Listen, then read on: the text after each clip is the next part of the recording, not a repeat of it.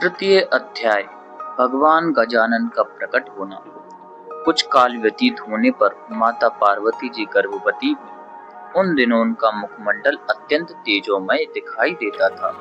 एक दिन शरीर में कुछ उष्णता का अनुभव करती हुई गिरिनंदिनी ने शिव जी से निवेदन किया, नाथ, यहाँ कुछ गर्मी प्रतीत होती है, इसलिए मुझे किसी ठंडे स्थान पर ले चलने की कृपा करें।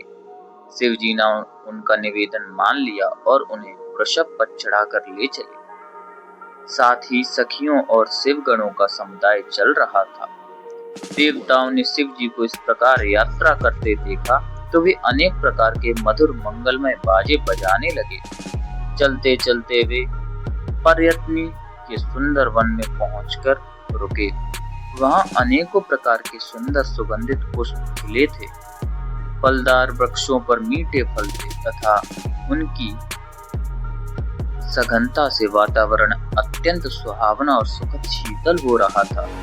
गिरजा को वह स्थान बहुत रुचिकर प्रतीत हुआ और उनके कहने पर भगवान शिव ने वहीं ठहरना स्वीकार कर लिया। शिव जी की आज्ञा पाकर उनके गणों ने वहां एक सुंदर, दिव्य और भव्य मंडप का निर्माण किया। वहां सब प्रकार की सुख सुविधाएं जुटाई गई। जब सब व्यवस्था हो गई तब शिव जी ने पार्वती जी से कहा, प्रियतमे, तुम्हारे लिए सभी आवश्यक सुख साधन एकत्र किए जा चुके हैं।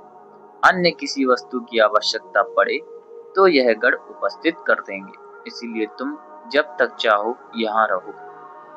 इन गणों और सखियों को छोड़े जा रहा हूँ। पार्वती जी ने स्वीकारोक्ति की तो शिव जी 1 करोड़ गणों को वहां छोड़कर कैलाश शिखर पर जा पहुंचे और वहां ध्यान योग का आश्रय ले समाधि में लीन हो गए। जगजननी उस अरण्य में सखियों के साथ रहती और कभी जल से परिपूर्ण सरोवर में क्रीड़ा करती तो कभी वृक्ष वालियों के नीचे बैठी रहकर सुगंधित शीतल वायु का सेवन करती। उनकी रक्षा में 1 करोड़ शिवगण सदैव प्रस्तुत रहते ही थे, इसलिए किसी प्रकार का भय भी नहीं था।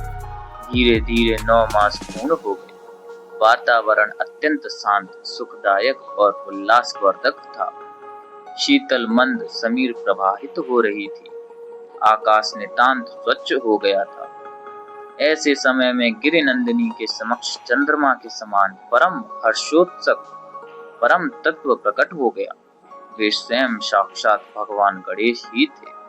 अत्यंत तेजस्वी और सुंदर मुखारविंद, प्रफुल्लित पद्म के समान विशाल नेत्र, दिव्य किरीट युक्त मस्तक, प्रवाल की आभा का तिरस्कार करने वाले अरुण अधरोष्ट, कानों में सुंदर कुंडल, 4 भुजाओं में परशु माला, मोदक और कमल, कंठ में मुक्तामाल और कटी में करधनी थी।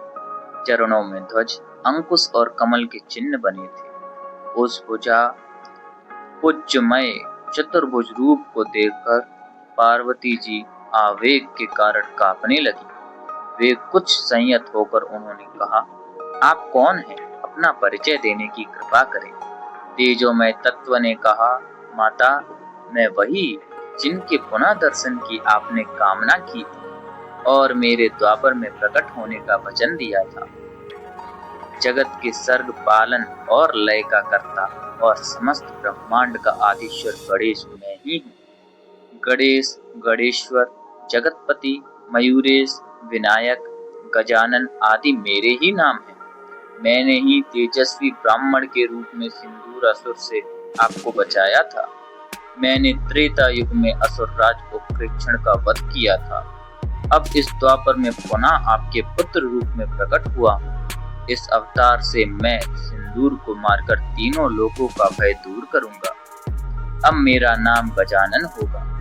देवादिदेव, देवाधिपति विनायक मयूरेश की पहचान कर गिरिजा आश्वस्त और प्रसन्न हुई तथा उनको प्रणाम कर हाथ जोड़े भक्ति भाव से स्तवन करने लगी। भक्त प्रिय निराकारं साकारं गुणभेदता नमाम्य हम मति स्थूल मणुभ्यो गुरुतरं विभूम जो भक्त प्रिय निराकार किंतु गुणभेद में साकार हो जाते हैं, उन अति स्थूल अणुओं से भी अत्यंत सूक्ष्म और व्यापक परमात्मा गणेश्वर को मैं नमस्कार करती हूँ। हे नाथ, आप अव्यक्त होते हुए भी भक्तों पर कृपा करने के लिए ही व्यक्त होते हैं। आप ही सत्व, रज और तम तीनों के आधार हैं। आप ही माया के आश्रय स्थान, सब मायाओं को जानने वाले, सर्वसमर्थ तथा सभी के अंतर में निवास करने वाले परात्पर ब्रह्म हैं। मेरा परम सौभाग्य ही है कि आप मेरे पुत्र रूप में प्रकट हुए, किंतु प्रभु ऐसी कृपा अवश्य कीजिए कि अब कभी मेरा आपसे वियोग ना हो। ओम गणेशाय नमः। मैं आपसे माफी चाहता हूँ कि जो पार्वती जी ने गणेश भगवान के लिए भक्ति भाव से